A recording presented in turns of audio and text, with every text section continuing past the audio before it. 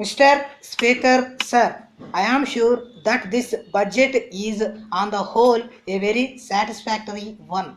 We have been passing through difficult times. It is a miracle that the government have been able to balance the budget and at the same time provide for all the amenities that are possible in the circumstances.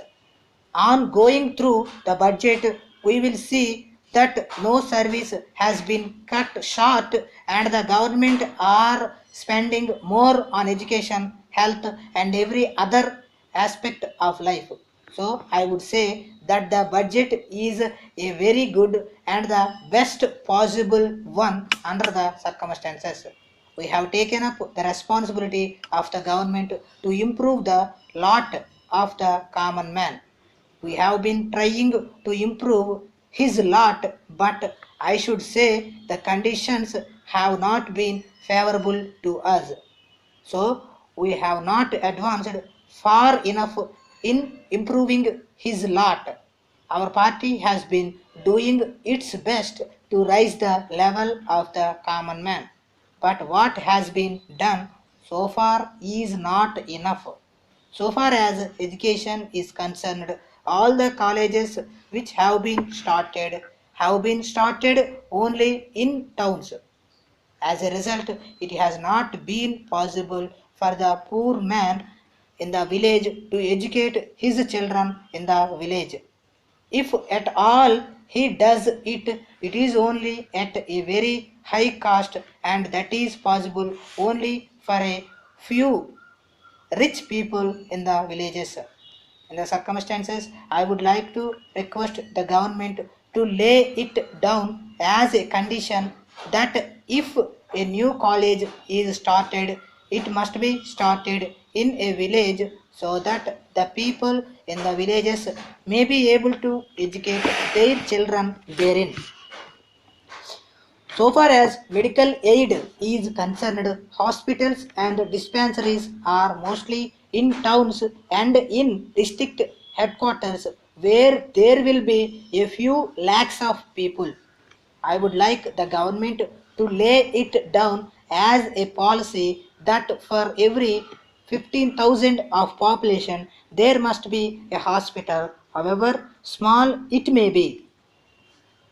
The poor man must be able to reach it within an hour's journey and get necessary medical aid. So far as famine is concerned, this year the government have been spending a lot of money, but I would like to say that it is not enough.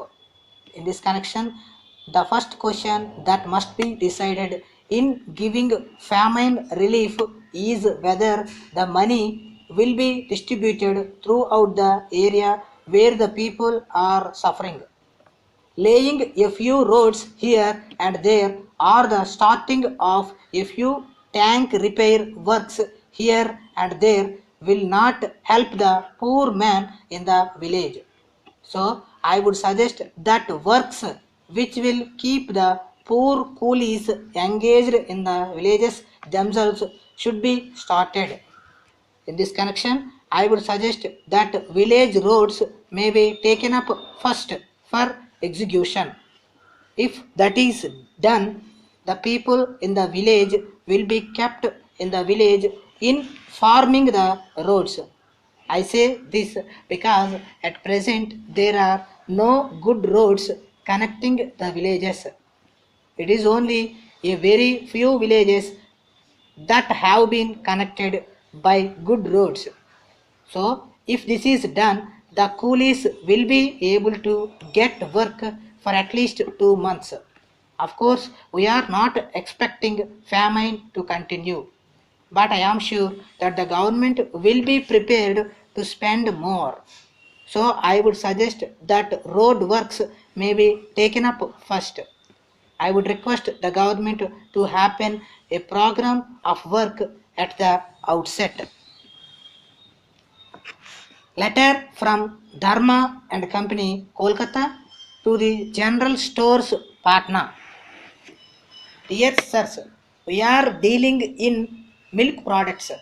We feel that there is an excellent market in Bihar for our milk products, and we understand that you are a reputed firm there. We will be glad to know whether you are prepared to represent our firm there as sole agents. As there is great demand for our products in other markets, we believe that you will find no difficulty in introducing them in your state. In this connection, we will back your efforts in selling our products by an advertising campaign, a copy of which is enclosed, and at the same time, we are prepared to consider your suggestions for improvement in this direction. We are further prepared to maintain at our cost a showroom under your supervision and control for the display of our products. We shall consider any other suggestion that you may be pleased to offer for promotion of our products. In case you accept the agency, we are willing to give you a commission of 15% on net sales. In addition, we undertake to reimburse all expenses that you may have to incur in connection with this representation. We hope and trust that this connection will prove mutually beneficial, and we will be glad to send you a formal agreement on hearing from you. We expect your early reply. Yours faithfully.